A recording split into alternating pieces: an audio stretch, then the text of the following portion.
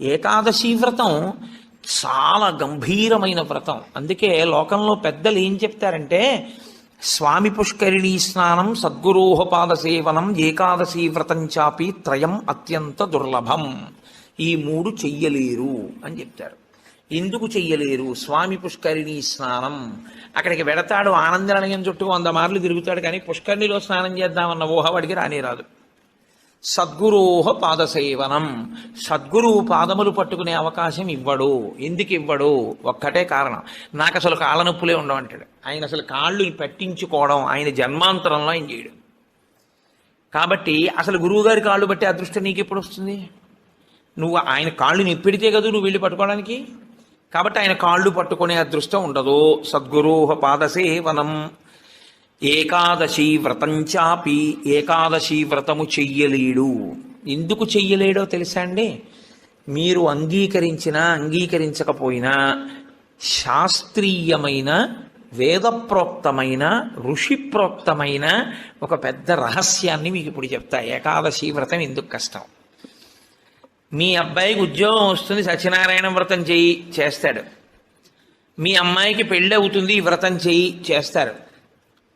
నువ్వు చచ్చిపోయేటప్పుడు ఈశ్వరుడు గుర్తొస్తాడు, చచ్చిపోయేటప్పుడు ఎలా ఉంటుందో అలా ఊహించుకుని వ్రతం చేయి అంటే, ఇప్పుడు వద్దులేండి తర్వాత చేస్తానంటే కదండి. ఏకాదశి వ్రతం నిజానికి అంతే. ఏకాదశి వ్రతం ఎందుకు చేయిస్తారో తెలుసా అండి? ఉపవాసం, అన్నం తినకూడదు.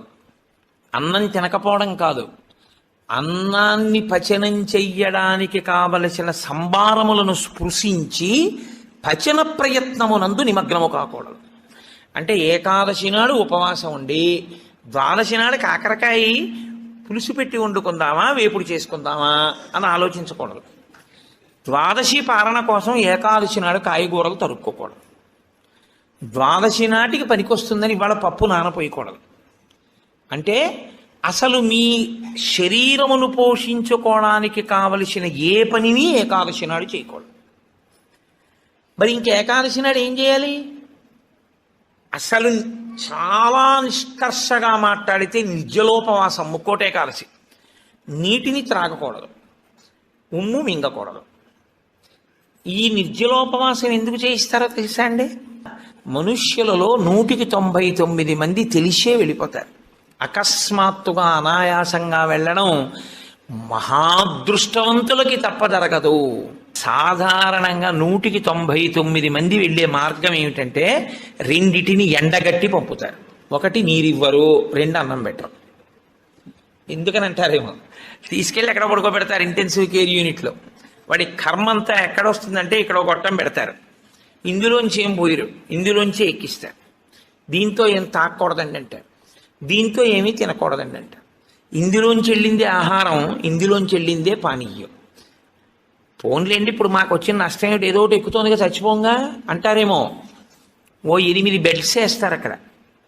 అకస్మాత్తుగా వీడికి పెటిడ్రిన్ ఇంజెక్షన్ ఇచ్చి వీడు పడుకుని ఉంటే 11ంటికి గొళ్ళుమని ఏడుపు వినపడుతుంది. 3వ బెడ్ మీద వాడిని స్ట్రెచ్చర్ మీద బయటికి తీసుకెళ్ళిపోతుంటారు. వీడికి గుండెలు గుబక్కుమంటాయి. 11 మంచాలు ఉండేవి, 3వ మంచం వాడు వెళ్ళిపోయాడు. వీడు 8వ మంచం వాడు అయితే పర్వాలేదు, వీడు 1, 2 అయ్యాడు అనుకోండి. వీడి కర్మే. నేను చూశానండి, నేను యథార్థంగా చూశాను ఒక హాస్పిటల్లో. నేను దీన్ని ఏమి హాస్యంగా చెప్తున్నానని మీరు అనుకోకండి. 3 మంచాలలో మధ్య మంచం ఆయన వెళ్ళిపోయాడు. నేను చూస్తున్నా, ఎవరో కాదు మా బంధువే. ఏడుస్తుంటే డాక్టర్లు అన్నారు, అమ్మ ఇక్కడ ఏడవకూడదు, నిశ్శబ్దంగా తీసుకెళ్ళి బయట ఏడవండి అన్నారు. ఎందుకంటే వాళ్ళు వెళ్ళిపోతారు, గట్టిగా ఏడిస్తే ఏడవకూడదు అన్నారు. నిజమే అది. వాళ్ళు అప్పటికే, నేను వెళ్ళిపోయిన వాడిని చూడటం లేదు, 1, 3 మంచాల వాళ్ళని చూస్తున్నాను. వాళ్ళు వీడు వెళ్ళిన మార్గం మూసుకుపోవుగాక అని వాళ్ళిద్దరు అలా చూస్తున్నారు. వీడు అదే వ్యాధితో జాయిన్ అయిన వాడికి ఎంత భయంగా ఉంటుందండి. గబాలను గోనుగుడలో బారేసి దగ్గర చేసి పట్టుకెళ్ళిపోతున్నారు బయటికి. పట్టుకెళ్ళిపోతుంటే ఆ బయటికి తీసుకెళ్ళిన తర్వాత ఇలా కిటికీలోంచి చూస్తే ఏం చేస్తున్నారో అన్నీ కనపడుతున్నాయి. కనపడుతుంటే వీడికి ఎలా ఉంటుంది, వీడి పరిస్థితి ఎలా ఉంటుంది? నాన్న రామకృష్ణ అనుకో ఇప్పుడు, అంటే నీ మొహం ఇట్లా ఎక్కడంటానంట, తినలేడు, తాగలేడు, బయటికి వెళ్ళలేడు, తింటే తప్ప తాగితే తప్ప నిద్ర పట్టడం అలవాటుగా చేసుకుని ఉన్నవాడు కడుపు నిండా తింటే కనుబడిపోతుంది. అందుకని రాత్రి అయ్యేటప్పటికి బాగా తినేసి పడుకోవడం, నిద్రైపోవడం, మళ్ళీ లేవడం, మళ్ళీ తింటూ ఉండడం, ఇది అలవాటు అయిపోయింది చాలా కాలంగా. ఇప్పుడు కాదు, కోట్ల జన్మలుగా జీవుడు అలవాటు చేసుకున్నాడు దీన్ని. ఇప్పుడు తినకుండా తాగకుండా ఈశ్వరుణ్ణి నామం కూడా చెప్పు, ఇంతకన్నా క్లేశం ఇంకోటి ఏముంటుందండి? తినద్దంటే క్లేశం, తాగద్దంటే క్లేశం. పోని తినద్దు తాగండవు, తాగద్దు తినండవు. తినద్దు తాగద్దని ఊరుకోడు భగవన్నామని చెప్పమంటాడు. తినద్దనేటప్పటికే ఏమవుతుందంటే ఏకాదశి నాడు ఉపవాసం చేయండి అన్నాను అనుకోండి, ఇంకో దోశ ఇవాళ తినేద్దామంటే రేపంతా ఉపవాసం అంటే. కాబట్టి తినద్దు అంటే భయం, తాగద్దు అంటే భయం. తినద్దు తాగద్దు అని ఊరుకోరు. భగవన్నామని చెప్పేటప్పుడు మనసును అలా ఈశ్వరుని యందు నిలబెట్టు అంటారు. ఇప్పుడు ఈ మూడు సాధించడం మీ పిల్లల కోసం కాదు, మీ భర్త కోసం కాదు, భార్య కోసం కాదు. ఎవరి కోసం? ఎవరికి వారి కోసం. ప్రతి పక్షంలోనూ ఒకసారి ఈ ఎక్సర్సైజ్ చేస్తే, ఈ వ్యాయామం చేస్తే, రిహార్సల్ అని ఒకటి ఉంటుంది. అంటే చూడండి, ఒక నృత్య ప్రదర్శన చేసేవాళ్ళు 10 మాటలు బయట వేసుకుంటారు ఒకసారి, ఇలా వేద్దాం ఇలా వేద్దాం.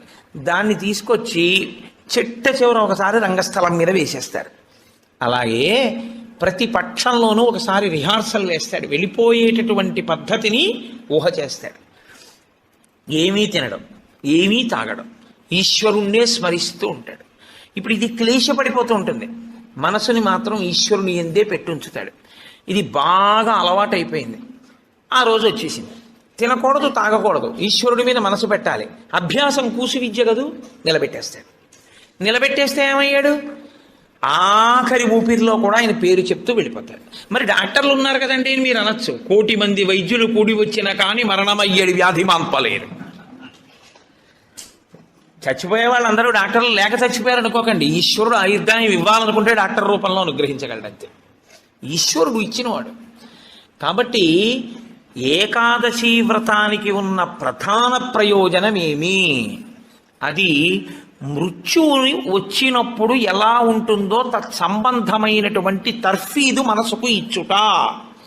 అందుకే ఏ వ్రతానికి చెప్పండి ఏకాదశి వ్రతం చాపి త్రయం అత్యంత దుర్లభం అని ఎందుకంటారో తెలుసా అండి? అసలు నువ్వు అలా ఊహ చేస్తూ కూర్చుని సిద్ధంగా ఉండడం పావుగంట చెయ్యలేవు. మామూలు ఏకాదశి నాడు మీరు ఉపవాసం చేసేటప్పుడు పండు కాని, కాయ కాని, అథవా కాసిన పాలు కాని తాగితే ఉపద్రవం ఏం రాదు, దానికి దోషం పట్టదు శాస్త్రం. ఎందుకంటే శాస్త్రం ఉపవాసం మీద చర్చ చేస్తుంది. ఉపనిషత్తుల్లో ఆ విషయం ఉంది, వేదంలో ఆ విషయం ఉంది. ఎప్పుడెప్పుడు ఉపవాసం ఎలా చెయ్యాలి అన్నది ఉంది. ఆదివారం నాడు కానీ, పౌర్ణమి నాడు కానీ, అమావాస్య నాడు కానీ రాత్రి ఉపవాసం మాత్రమే చెయ్యాలి. పగటిపూట ఉపవాసం చేయకూడదు. ఆదివారం నాడు రాత్రి ఏమీ తినకూడదు. పౌర్ణమి నాడు రాత్రి ఏమీ తినకూడదు. అమావాస్య నాడు రాత్రి ఏమీ తినకూడదు. ఆ ఉపవాస నియమం అక్కడ వరకే. పగటిపూట మీరు భోజనం చేసినా పలహారం చేసినా శాస్త్రం అడ్డు రాదు. సాధారణంగా శాస్త్రం ఏం చెప్తుందంటే 2 పర్యాయములు తీసుకోమని చెప్తుంది. 2 పర్యాయములు తీసుకోవచ్చు. కానీ ఇక రాత్రి వేళ తినకూడదు. అష్టమి తిథి, చతుర్దశి తిథి, ఈ 2 తిథుల్లో పగటి వేళ తినకూడదు, రాత్రి వేళ తినాలి. పగటి వేళ ఏమీ తినకుండా ఊరుకుని నక్షత్ర దర్శనం అయిన తర్వాత మాత్రం భోజనం చేయొచ్చు. అది ఒక్క అష్టమి చతుర్దశి తిథులకు. కాబట్టి ఈ తిథులలో ఉపవాసాలకి, వారములలో ఆదివారం ఉపవాసాలకి, ఎందుకంటే వారాలు అన్ని యుగాల్లో లేవు, కలియుగంలోనే వారాలు. మీరు రామాయణాన్ని చూస్తే రామాయణంలో వారాలు ఉండవు. కాబట్టి వార నియమం ఎవరికి వచ్చిందంటే ఒక్క కలియుగంలోనే వచ్చింది. కలియుగంలో ఆదివారమే ఉపవాసం ఎందుకు పెట్టారో తెలుసా అండి? ఆరోగ్యం భాస్కరాది చేత్, ఆరోగ్యము సూర్య భగవానుడి యొక్క అనుగ్రహంతో నిలబడుతుంది. సూర్య భగవానుడు అధిదేవతగా కలిగినటువంటి రోజు, ఆయన యొక్క తేజస్సు ఎక్కువగా పరిపుష్టమయ్యే రోజు భానువారము, ఆదివారం. అటువంటి సూర్య భగవానుని యొక్క అనుగ్రహం కలగాలి అంటే ఆదివారం నాడు ఉపవసించాలి. ఉపవసించుట అన్న మాటని మీరు ఎప్పుడు 2 కోణాల్లో అర్థం చేసుకోవాలి. 2 కోణాల్లో అర్థం చేసుకోవడం అంటే కడుపు ఖాళీ అయిన తరువాత మళ్ళీ వేయకుండుట. శరీరానికి ఆరోగ్యం ఎప్పుడు డాక్టర్ దగ్గరికి వెళ్లకుండా ఉండడానికి 3 ఉన్నవాడు వెళ్ళడు అని ఆయుర్వేదం చెప్తుంది. ఎవరు వెళ్ళడు అంటే కడుపులో వేసిన పదార్థమంతా ఖాళీ అయ్యే వరకు మళ్ళీ వెయ్యనివాడు. కడుపులో పదార్థం వేశారనుకోండి, అది పూర్తిగా పచనం అయిపోయి కడుపు ఖాళీ అయింది, అప్పటి వరకు వేయడు మళ్ళీ. అలా వెయ్యని వాడెవడో వాడు వైద్య దర్శనం చెయ్యడు. ఎడం పక్కకి తిరిగి ఎడమ చేతిని తల కింద పెట్టుకుని గుండెలు పరుపుకో బొంతకో తగిలేట్టుగా పడుకున్నవాడు వైద్యుణ్ణి చూడడు.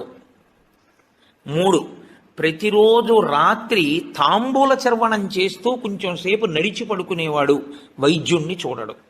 ఈ 3 పూర్ణారోగ్యానికి ఆయుర్వేద శాస్త్రం విధించినటువంటి నియమాలు. అందుకని అలాగే పడుకోవాలి. అందుకే మీరు ఎప్పుడైనా మహాత్ములు పడుకోవడం చూస్తే ఎప్పుడు ఎడం పక్కకే పడుకుంటారు. కారణం ఏంటంటే ఎడం పక్క పడుకోవడం ఆరోగ్యాన్ని ఇచ్చేస్తుంది, వైటల్ ఆర్గాన్స్ అన్నింటినీ సేఫ్ గార్డ్ చేస్తుంది. నేను ఒకసారి డాక్టర్ని అడిగి అది ఏంటంటే అలా ఉంది ఆయుర్వేదంలోని. నిజమేనండి, అలాగే పడుకోవాలన్నారు. అంతేనండి, మేమైనా అలాగే చెప్తాం, ఎడం పక్కకి తిరిగి పడుకుంటే చాలా మంచిది కోటేశ్వరరావు అన్నది. కాబట్టి నేను పురాణాల్లో ఉన్న ఎన్నో విషయాలు డాక్టర్ గారిని అడుగుతుంటే వాళ్ళు నిజమేనండి ఇవన్నీ అంటుంటారు. నేను శరత్కాలంలో అమ్మవారి పూజ ఎందుకు చేస్తారు అన్నదాని గురించి దేవీ భాగవతంలో ఉన్న విషయాల్ని కొన్నింటిని ఒకసారి ఒక డాక్టర్ గారిని అడిగితే ఆయన నాకు తెల్లబోయే రహస్యాలు చెప్పాడు. మీరు చెప్పినవే హ్యూమన్ ఎనాటమీలోకి మార్చి చెప్తే మాకేం చెప్తారంటే, చలికాలంలో తమంత తాముగా నాడులన్నీ కూడా సన్నబడిపోతాయి చలిగాలికి. కొవ్వు చిన్న చిన్న చిన్న చిన్న చిన్న చిన్న గింజల్లా ఉండి పరిగెడుతుంటుంది రక్తంలో. ఎప్పుడైతే నాడులు ఇలా రక్తనాళాలు సంకోచించాయో అది వెళ్ళి ఆగుతుంది. వెనక నుంచి వస్తున్నది వచ్చి దాన్ని తగులుకుని ఆగుతుంది. గసగసాలు ఒకదాన్నొకటి తగులుకున్నట్టుగా తగులుకుని ముద్ద కట్టి ఆగుతుంది. రక్త ప్రవాహం ఆగిపోయి స్ట్రోక్స్ వస్తాయి.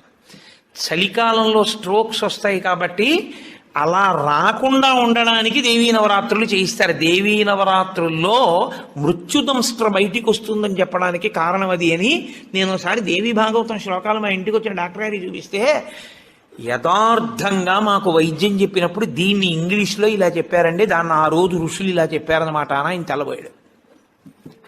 కాబట్టి మన ఋషులు అద్భుతంగా దాన్ని అన్వయం చేసి తీసుకొచ్చి చూపిస్తారు. కడుపులో పదార్థము పూర్తిగా అయిపోయేంత వరకు మళ్ళీ పదార్థం అందులో వెయ్యకూడదు. మీరు ప్రతిరోజు అలా వేస్తూ పెడుతున్నారనుకోండి, మళ్ళీ అది కడుపు ఖాళీ అవగానే మళ్ళీ వేశారు. మళ్ళీ అందులోంచి రసాయనాలు ఊరాలి, అది మళ్ళీ తిరుగుతూ ఉండాలి. మీ ప్రయత్నం లేకుండా ఎప్పుడూ తిరుగుతూ మీ ప్రయత్నం లేకుండా ఆగిపోయేటటువంటి స్పందనలు శరీరంలో ఈశ్వరాధీనములై కొన్ని ఉంటాయి. వాటిని మీరు అసలు ఆపలేరు. ఊపిరితిత్తి, గుండె ఇలాంటివి మీరు ఆపు అని అడగను లేరు. నువ్వు విశ్రాంతి తీసుకోవాలన్నా ఆగవు. ప్రయత్నపూర్వకంగా మిగిలిన వాటి ఆరోగ్యం కోసం ఒక దాన్ని ఆపమని చెప్పింది శాస్త్రం. దేన్ని ఆపాలి అంటే కడుపులో ఉన్న కండరముల యొక్క కదలికకి విశ్రాంతినిమ్మని చెప్పింది. కడుపులో ఉన్న కండరములకు విశ్రాంతిని ఎవరిస్తారో అటువంటి వారి ఆరోగ్యము బాగుంటుంది అని. కడుపులో ఉన్న కండరముల కదలిక ఎప్పుడు ఆగుతుందంటే దాని లోపల పదార్థమును వేయడం ఆపితే ఆగుతుంది. అందుకని ఏం చేస్తారంటే ఉపవాసము అన్న పేరుతో లోపల పదార్థం వెయ్యరు. వేయకపోతే ఏమవుతుందంటే కండరములు కదలవు. కండరములు కదలకపోతే కంటికి కడుపుకి దగ్గర సంబంధం. కడుపు నిండకపోతే, కడుపు ఖాళీగా ఉంటే కనురెప్ప పడదు. కనురెప్ప పడకపోతే మీరు ఈశ్వరుడి యందు దృష్టి నిలబెట్టి ఈశ్వరుడి యొక్క ఆరాధన చెయ్యగలరు. కాబట్టి ఉపవాసం అన్న దాంట్లో అన్నం తినకుండా ఉండడం అనేటటువంటిది ప్రధానమైన నియమము. దీనికి మినహాయింపిచ్చి ఎట్టి పరిస్థితుల్లో చెయ్యకూడని వాళ్ళని ఇద్దరిని చెప్పింది శాస్త్రం. 8 ఏళ్లకు ముందున్నవాడు 80 ఏళ్ళు దాటినవాడు ఉపవాసం చేయరాదు జీవితంలో. ఈ ఇద్దరికి నిషేధం. 8 ఏళ్ళు కింద ఉన్న వయస్సు, 80 ఏళ్ళు పూర్తయిన వాళ్ళు ఉపవాసం చేస్తే పాపం, వాళ్ళు చేయకూడదు. ఎందుకని అంటే వాళ్ళ శరీరం అంగీకరించదు, అందులోకి పదార్థాన్ని వేయకపోతే ఒప్పుకోదు. 3వ మినహాయింపు ఒకరికి ఇచ్చింది. కడుపులోకి పదార్థం వెయ్యకపోవడమే విషంగా మారిపోయి శరీరాన్ని పడగొట్టగలిగిన వ్యాధి ఏదైనా సంక్రమించి ఉంటే, అంటే ఒక షుగర్ పేషెంట్ అనుకోండి, ఆయన అలా ఉండిపోయాడు అనుకోండి, ఫాస్టింగ్లో పడిపోతుంది, కోమాలోకి వెళ్ళిపోతాడు. అప్పుడు ఆయన పదార్థాన్ని శరీరం నిలబెట్టుకోవడానికి కావలసినంత పదార్థాన్ని లోపలికి పంపినా ఆయన ఉపవాసం చేసిన వాడే. మీరు ఎప్పుడూ ఒకటి గుర్తుపెట్టుకోవాలి, శాస్త్రం ఎప్పుడు మాట్లాడినా చాలా ఉదారంగా మాట్లాడుతుంది. శాస్త్రము కఠినంగా అసలు ఎప్పుడు ప్రవర్తించదు. అలా చెయ్యలేరు మీరు, నిజంగా చాలా కష్టం. కాబట్టి 8 సంవత్సరముల లోపు వాళ్ళు 80 సంవత్సరములు దాటిన వారు ఉపవాసమును చేయరాదు. ఉపవాసమును చేయరాదు అంటే పదార్థమును విసర్జించి ఉండరాదు. కాబట్టి ఉపవాసము అన్న మాటలో మీ కడుపు కండరములు కదలకుండా విశ్రాంతి ఇచ్చుట అన్నది ప్రధాన ప్రక్రియ. ఇది మీరు చూడండి, ఇవాళ రేపు పెద్ద పెద్ద ప్లాంట్స్ కూడా షట్ డౌన్ అంటారు, కావాలని ఆప్ చేస్తారు. వాటి లాంగివిటీ పెరుగుతుంది, జీవితకాలం పెరుగుతుందని. అదే అన్వయం ఋషులు శరీరానికి చేశారు. ఇది కూడా ఒక యంత్రాంగం, ఇది ఒక తెప్ప. ఇది ఉంటే నువ్వు పుణ్యం చేస్తావు, ఇది ఉంటే నువ్వు ఇంకొక ధర్మకార్యం చేస్తావు. అసలు ఇదే లేకపోతే ఇంకేం చేస్తావు? ఇక జీవుడు చేసుకోవడానికి ఏం లేదు, ఇది ఉపకరణం. కాబట్టి దీన్ని చాలా జాగ్రత్తగా నిలబెట్టుకోవాలి. నిలబెట్టుకోవాలంటే దీని ఆయుర్దాయం పెంచాలంటే 2 రకాలుగానే పెంచాలి. ఒకటి, ఆవేశపడి ఊపిరి తీయకుండా ఉండాలి, ఎందుకంటే ఊపిరిలలో ఆయుర్దాయం ఉంటుంది కాబట్టి. 2, అదే పనిగా దొరికింది కదా అని తింటూ ఉండకూడదు, కాబట్టి ఉపవాసం చేయాలి. ఈ 2 ఎవడు చేస్తాడో వాడు దీర్ఘాయుష్మంతుడు అవుతాడు. ఎవడు దీర్ఘాయుష్మంతుడు అవుతాడో వాడు పాపం చేయడానికి దీర్ఘాయుష్మంతుడు కాకూడదు. దేనికి దీర్ఘాయుష్మంతుడు కావాలి అంటే తన జీవుణ్ణి చక్కబెట్టుకోవడానికి దీర్ఘాయుష్మంతుడు కావాలి. అలా చేసేటటువంటి ప్రక్రియలో వచ్చిన అద్భుతమైనటువంటి తిథి ఏకాదశి. ఏకాదశి నాడు సర్వేషాం భోజనద్వయం అన్నారు. అది చాలా విచిత్రమైనటువంటి మాట. నాడు నువ్వు చెయ్యవలసినది ఏదో తెలుసా? సర్వేషాం భోజనద్వయం. ఈ శ్లోకం చాలా చమత్కారమైనటువంటి శ్లోకము. అందరూ కూడా భోజనద్వయం, 2 మాటలు భోజనం చేయండి. అదేమిటండి, సర్వేషాం భోజనద్వయం అయితే ఉపవాసం ఎక్కడుంది అందులో? మరి ఇప్పటిదాకా మమ్మల్ని పట్టుకు పీకు తినేశావు, శరీరం చెరుక్కర్రన్నావు, దీన్ని నలిపేయాలన్నావు, దీన్ని క్లేశ పెట్టాలన్నావు, ఏకాదశి నాడు పెట్టకండి అన్నావు, ఉపవాసం చెయ్యండి అన్నావు, అలా 24 ఏకాదశి 23 చేయకపోతే 3 ఏకాదశి అయినా చెయ్యన్నావు. ఇన్ని చెప్పిన వాడివి మళ్ళీ ఇప్పుడేమంటున్నావు? ఏకాదశ్యాంతు కర్తవ్యం సర్వేషాం భోజనద్వయం. కర్తవ్యం, తప్పకుండా చెయ్యవలసిన పని. ఏకాదశ్యాంతు, ఏకాదశి నాడు ఏమి? సర్వేషాం, అందరికీ. భోజనద్వయం, 2 మాటలు భోజనం చేయండి. మరి అదేమిటి ఇప్పటిదాకా నేను చెప్పిన ఉపన్యాసం అంతా పోలా ఈ శ్లోకంలో? అది ఎందుకు శ్లోకాన్ని అలా చేస్తారో తెలుసా అండి? పెద్దలు, ఋషులు, మహాత్ములు చాలా అద్భుతమైన ప్రక్రియ చూపిస్తారు. నీకు ఆ అనుమానం బాగా రావాలనే శ్లోకాల రచన చేస్తారు. అప్పుడు నువ్వు సంతోషం ఏంటంటే నీకు కష్టపడకుండా నీకు కన్సెషన్ ఇచ్చేసినట్లు కనపడితే దాన్ని కన్ఫర్మ్ చేసేసుకోవడానికి తాపత్రయపడిపోతుంది. సుఖపెట్టడానికి ఏదైనా ఛాన్స్ ఇచ్చామనుకోండి, అబ్బా ప్రతి ఏకాదశికి నేను 8 ఏళ్లలోపు 80 ఏళ్ళు పైకి ప్రతి ఏకాదశి నాడు నువ్వు షుగర్ వ్యాధిగ్రస్తుడిని అయితే ఎంత బాగుండో అనిపిస్తుంది. ఎందుకంటే ఉపవాసం అక్కర్లేదు, ఏదో ఒకటి పడేయచ్చు లోపల.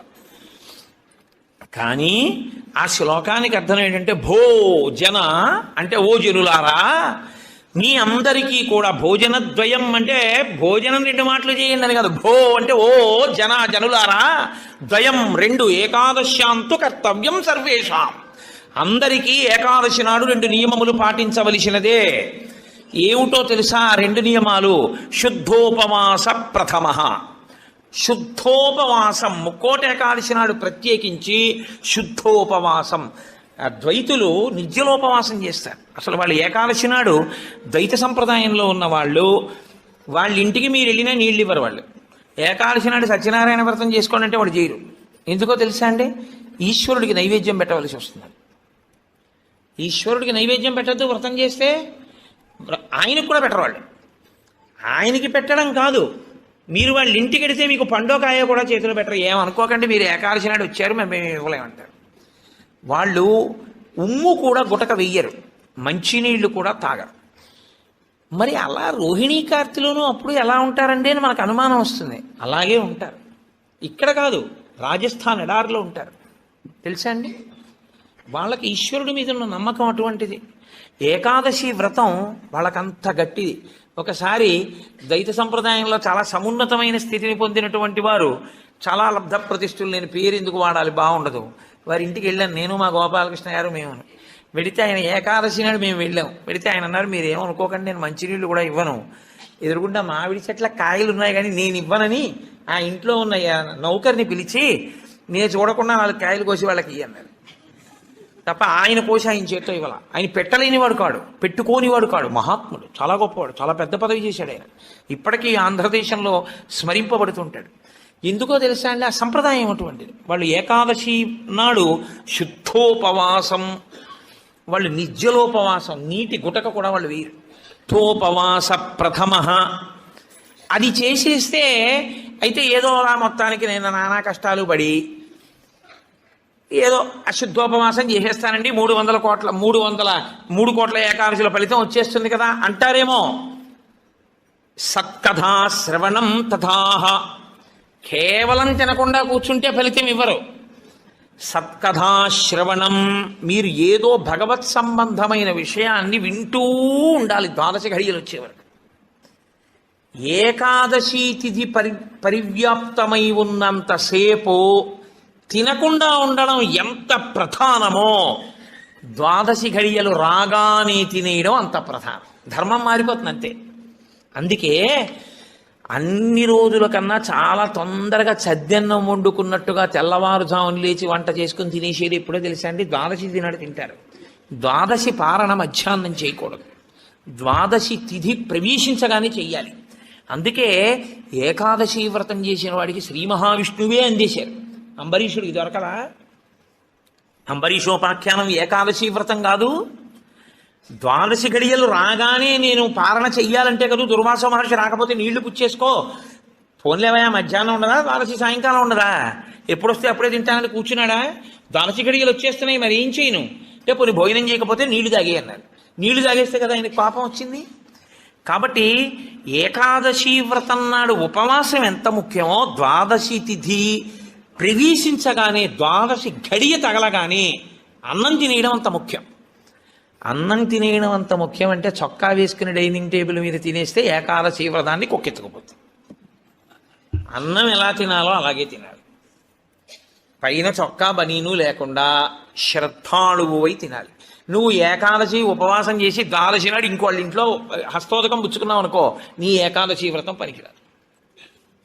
అది ఏ నిత్యము చెరించేటటువంటి వారు అటువంటి వారికి పనికొస్తుంది, లేదా ఏదో మహత్తరమైన ప్రయోజనం కోసం తప్పక బయట ఉండవలసి వస్తే వేరు. తప్ప అసలు ఉపవాసం చేసిన వాడు తనింట తాను తినాలి. ఎందుకో తెలుసా అండి, మరి మీ ఇంట్లో ఈశ్వరుడికి తులసిదళం వేశావా, మీ ఇంట్లో ఈశ్వరుడికి మహానైవేద్యం పెట్టావా? ఆయన ఉపవాసం లేడక్కడ, ఆయనకి ఏది నైవేద్యం ఏది? నేను మా ఇంటికి తాళం వేసేసి ఇక్కడికి వచ్చి నేను ఇక్కడ ఉపవాసం ఏమిటి? నేను ఇక్కడ ఉపవాసం చేశాను, బాగుంది, 12 నాడు మహానైవేద్యం ఎవరికి పెట్టను? నా సింహాసనంలో స్వామి ఉన్నారా? నా సింహాసనంలో స్వామికి అర్చన ఉండాలా? ఆయనకి నేను హస్తయోహ అర్ఘ్యం సమర్పయామి, పాదయోహ పాద్యం సమర్పయామి అని మహానైవేద్యం పెట్టానని నేను తినాలి. నేను ఎవరికి పెట్టను? నా భార్య ఏం పచనం చేసింది, ఎక్కడ వండింది? అందుకే పెద్ద పెద్ద నైమిత్తిక తిథులలో అసలు ఇల్లు విడిచిపెట్టి వెళ్ళకూడదు. వెడితే ఏమవుతుందంటే అసలు తను చేయడానికి అవకాశాన్ని కోల్పోతాడు. మరి నువ్వెందుకు వచ్చావు గుంటూరు అనొచ్చు. ఇంతకన్నా గొప్ప విషయం ఏదో చెయ్యవలసిన అవసరం ఒకటి ఉంది. ఈ సంవత్సరం నేను వదిలిపెట్టినా నేను అలా వెళ్ళడం వల్ల ఒక పెద్ద ప్రయోజనం ఒకటి జరగాలి అని నేను అనుకున్నప్పుడు నేను స్వామికి నమస్కారం చేసి బయలుదేరిపోతానంతే. అప్పుడు అదొక త్యాగం. నేను దాన్ని విడిచిపెట్టేసుకోవడమే త్యాగం అంతే. అందుకే ఏకాదశి వ్రతం అంటే, ఏకాదశి వస్తోంది కదండి నేను బయటికి ఎలా వస్తానని అడగాలి నువ్వు. అంతేగాని ఏకాదశి వస్తుంటే నువ్వు బయటికి వెళ్ళిపోతే వ్రతం ఎలా చేస్తావు? కాబట్టి గుంటూరు వచ్చి ఉపవాసం చేయొచ్చా? చేయకూడదు. ధోపవాస ప్రథమ, నిర్జలోపవాసమే. అంతకన్నా మరి నేను మినహాయింపులు ఇచ్చి చెప్పడం నా వల్ల కాదు. కానీ శాస్త్రం ఒక్కరి విషయంలో మినహాయింపించింది. శరీర కష్టం చేసుకుని బ్రతికేవాణ్ణి మాత్రం ఉపవాసం చెయ్యమని నిర్బంధించవద్దు. వాడు పడిపోతాడు స్పృహ తప్పి, నీళ్ళు తాగకపోతే. కానీ అవకాశం ఉన్నవాళ్ళు మాత్రం తప్పకుండా చెయ్యవలసినదే, అంతకన్నా మార్గము లేదు. కాబట్టి శుద్ధోపవాస ప్రథమ, నిర్జలోపవాసమే చెయ్యాలి యథార్థమునకు. మంచినీటి చుక్క కూడా ఇక ఏకాదశి తిథి నాడు పుచ్చుకోకూడదు. ద్వాదశి వచ్చింది, ఇక నువ్వు ఉపవాసం ఉండకూడదు. ద్వాదశి తిథి యందు పరివ్యాప్తమై ఉండగా నువ్వు ఉపవసించి ఉండకూడదు. మళ్ళీ వ్యతిరేక ఫలితం వస్తుంది. ద్వాదశి తిథి ప్రవేశించేసింది, ఇక నువ్వు పాలన చేసేయాలంతే. ఎలా పాలన చేయాలో తెలుసా అండి? ద్వాదశి తిథి ప్రవేశించేటప్పటికి నువ్వు పరిశేచనం చేసేయాలంతే. ద్వాదశి ఉదయం 6:30కు వచ్చింది అనుకోండి, మీరు 6:30 లోపల మీ భార్య గారు మీరు సంధ్యావందనం అనుష్ఠానం పూర్తి చేసే లోపల ఆవిడ మహానైవేద్యం సిద్ధం చేసి తీసుకొచ్చి ఇచ్చేయాలి. మీరు నైవేద్యం పెట్టేసి ఆ రోజు 6:30కి భోజనం చేసేయాలి. నాకు సహించదండి అనకూడదు, చేసేయడమే. ఏకాదశి వ్రతమునందు ద్వాదశి కలిసిపోయి ఉంటుంది. నేను చెప్పింది అబద్ధం అయితే అంబరీషోపాఖ్యానం అబద్ధమే, అంబరీషోపాఖ్యానం అబద్ధం అయితే వ్యాసుడే అబద్ధం. కాబట్టి నేను చెప్పింది నిజం. ఏకాదశి వ్రతం అంటే అంతే, అలాగే చేస్తారు.